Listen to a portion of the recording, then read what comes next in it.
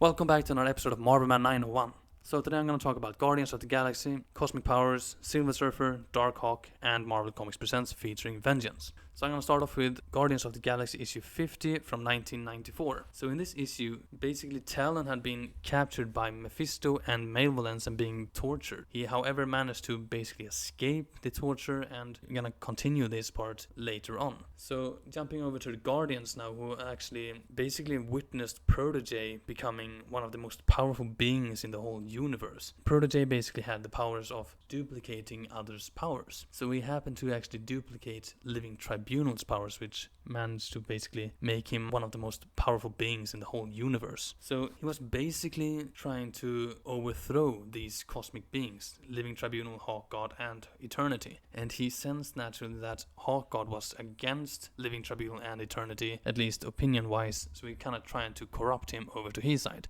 Hawk God naturally wouldn't hear of this, so he basically just fired away at Protege. So in this, Talon, Mephisto, and Malevolence basically are teleported into the whole middle of this whole thing, and naturally they have to basically choose sides. So the Beyonder had basically talked to the Guardians. He naturally realized that this is going too far, the Protege is way too powerful and he could cause real damage to the universe. So naturally Beyonder and Guardians fought Protege, who basically used Mephisto and Malevolence on his side. So it's a big fight, very cool one at that, but Mephisto and Malevolence is actually defeated and almost actually killed, incredibly enough. Protege naturally just teleports these two hell beings away, back to a hell dimension of sorts, probably at least. Meanwhile, he basically decides to take up the fight against the Living Tribunal and stuff instead. But the Celestial, who happens to be around, basically observing things, is Skaven, and he actually decides to attack Protege this time and actually defeats him very easily and very quickly. So now things are going to basically put into order here. Starhawk had previously been fused. Both Alita and Stakar had both been Starhawk times back and forth basically, which obviously caused a lot of friction. So naturally Hawk God decided to basically split them up and only have one Starhawk. So when he basically tried to decide who this would be, Alita at once basically said that no, I don't want to be this character anymore. I don't want to be this powerful or anything like that. I only want to be my Arcturan self, and with the one that I love, which happened to be Vance Astro. So naturally Hawk God basically accepted this. Great, I don't have a choice to make basically. So naturally Stakar chose to accept the role as Starhawk yet again, and all was good basically. However, what happened to Beyonder is another different story. The Beyonder naturally was from a different universe, basically parallel to this universe, and he was now basically sent back to his own universe without any way to getting back to this. However, he had basically an ace in the hole. He had basically created Vance Astro's black suit, basically in a way to protect him earlier on, and now he basically decided to he's gonna use this to observe the universe and, this universe, and basically manipulate things. So we're gonna probably see more on this later on. And lastly now we have Protege. What happens to this guy, right? So he is actually placed in the Eternal Hourglass, which basically is like stasis pod, I guess you can see. Basically a place outside of time, I guess. It's a little bit unclear actually what it is, but that's kind of how I see it anyway. Anyway, so the Guardians, naturally being somewhat responsible to Protege's downfall, are upset about this because obviously this is a very harsh punishment for a child. However, Living Tribunal basically just brushes them aside, teleports them back to their own ship, basically saying that be happy that you actually even remember all of this stuff. So that basically ends that issue. Very cool issue, very eventful and very complex. Okay, so we're gonna go over to another cosmic comic now. Cosmic Powers, issue 5, this time basically focusing a little bit more on Morg. Morg is naturally the latest and most powerful Herald of Galactus, at least at this time. And he was at this time also actually captive of Tyrant, who was also another very extremely powerful character. So Tyrant basically wanted to bring Morg over to his side. So he trying to basically read his mind, see what he wants most of all, and that was power. So we're gonna get to see more of Morg's origins, basically about how he always, since he was just a child, when he could raise arms, he was a warrior, basically in the top of anyone all the time on his planet, and he always went for power basically. So he even had joined some rebels rebels, not really believing in their cause itself, but actually more believing in the power that they basically represented. However, when the rebels were basically defeated, he abandoned them, basically turned traitor and went to the others who had more power. And then he actually killed the rebels, basically becoming their executioners. Then he met Galactus to see what true power actually was. And naturally, he is all loyal to Galactus. So meanwhile, Thanos, Terrax, and Ganymede basically ally themselves to fight Tyrant. Naturally, Ganymede normally wouldn't join forces with Terrax and Thanos, basically, because they're somewhat evil, actually. But she, being one of the spinsters, was always out to stop and kill Tyrant. So naturally, she joined them, basically gave them all information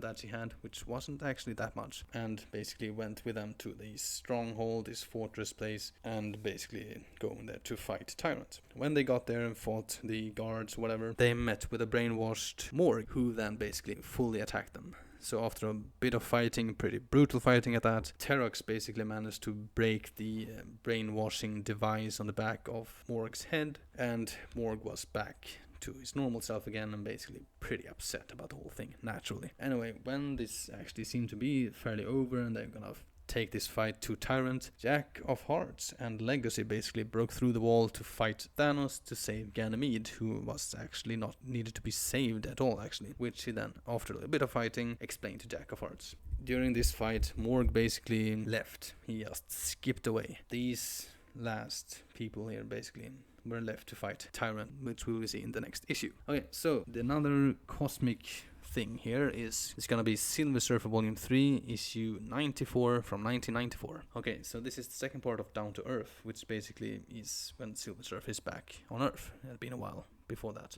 Anyway, he had basically joined the Fantastic Four, being the Thing, Human Torch, and Ant-Man at this moment, to basically investigate some seismic activity, and the best way to do that was go underground, which meant going to the best entrance to the subterranean lands, basically, which was at Monster Island. So when they get there, naturally they are attacked by these monsters, who are now led by the Mole Man, him believing that they basically are invading his island, basically. However, the ruler or the protector of this island wasn't exactly Mole Man anymore, not at least on the surface. No, that was actually Adam Warlock and the Infinity Watch. So Warlock basically stopped the whole thing, basically telling them that, Mole Man, you're gonna apologize now for being this rude, and we're gonna let them do what they came here to do. But before he let them do this, he needed to talk to Silver Surfer, because he had sent something through his soul gem that he has. Basically that there was some trouble in Silver Surfer's soul, which he eventually couldn't actually get an answer for, but he knew that it was something very powerful and someone very mischievous basically being behind this whole thing. So basically that Silver Surfer should be checking his back, basically. Okay, so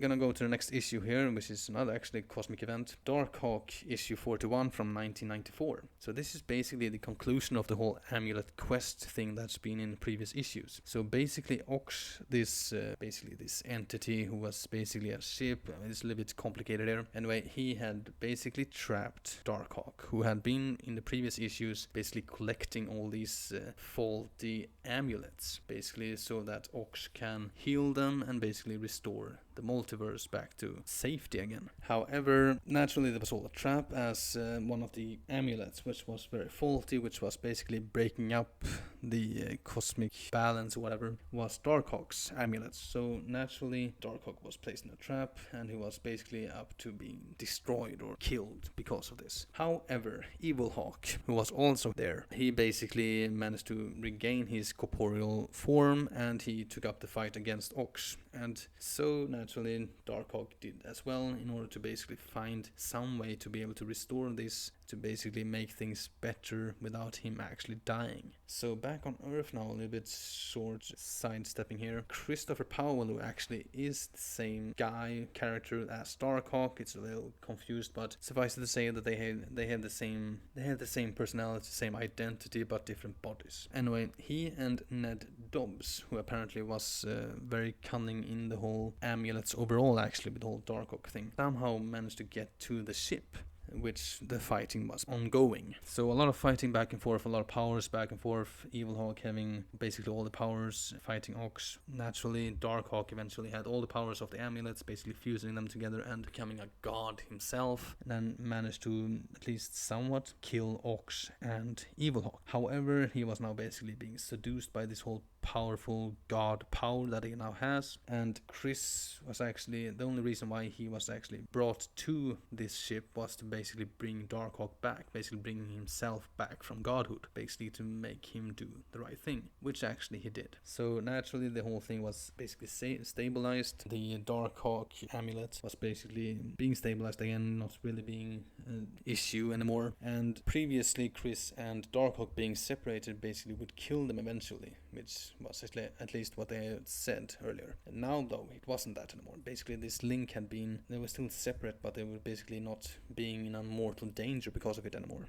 which was all good. So naturally these two were sent back to Earth, and Ned basically took over the whole ship, basically doing good in space, while the other two basically did good on Earth. Okay, so we're gonna go into the last issue today. This is Marvel Comics Presents, issue 158 from 1994. This features Vengeance, basically the first part of Altered Spirits. So basically in the previous issues, or the previous parts, Phantom had stolen Vengeance's powers, so he was now Bertolino was basically powerless, basically just human. However, she basically was causing havoc everywhere, killing people at random, just being not herself. And her best friend Gargantua realized this, so he naturally went to the only person who could possibly help him, at least from his knowledge, which was Bertolino. So naturally Bertolino went with Gargantua in order to basically stop Phantom, which he kind of did in a way at least. He actually realized that Vengeance, he was actually still having his powers. Vengeance was still him. Phantom basically just kind of borrowed it in a way, as she basically used it to ignite her own hellfire power, which was basically the same. Actually, it was a little bit surprising. It'd be interesting to learn more about that later on. These two fight, and naturally it basically ends with a huge explosion set by Phantom, and it ends with Gargantua basically being blown to bits, which basically knocks Phantom back to reality, making her realize what she actually has done, that she actually has killed her best friend. This ends this part. Will finish in the next issue. Okay, so that's it for today. Thank you all for listening and for watching. I hope you have enjoyed. Do subscribe and share this if you like this. All of this is of course Marvel's creations. I'm telling the stories. So have a good day and stay safe.